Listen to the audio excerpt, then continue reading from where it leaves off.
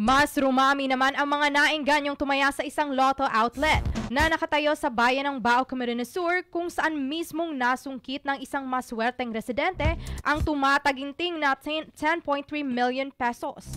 Ayon sa teller ng nasabing outlet na si John Carlo Arrollado, malaki ang naging epekto nito kung saan aniyay tumaas ang kanilang sales dahil na rin sa pagdagsa ng mga mananaya na noong unay hindi umano naniniwala sa napabalitang jackpot prize.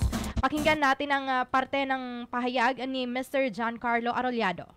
Nakita niyo po yung ibang tao ng Bawan News po, mas marami po yung tumaya kasi po legit naman daw po, hindi naman daw po siya fake news yung pagkapanalo. Then sabi-sabi po kasi ng iba, di naman daw po kasi totoo. Then nung nalaman nilang may nanalo sa Bao outlet, and mas nainganyo po at mas lalong rumami yung sales ng mananalo ng Bao.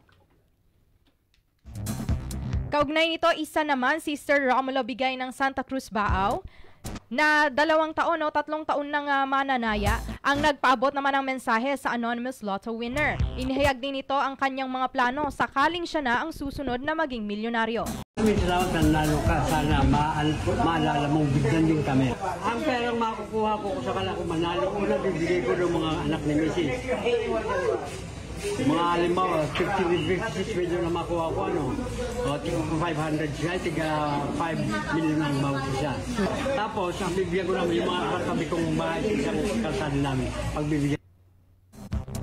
Matatagpuan ang nasabing lotto outlet sa loob mismo ng Bao Public Market. Samantala, bagamat ilang araw na simula ng i-anunsyo ng Philippine Charity Sweepstakes Office na may isang Baowenyo ang nanalo ng jackpot prize, ay wala pa umanong balita ang naturang branch kung dumulog na ang claimants sa main office ng PCSO.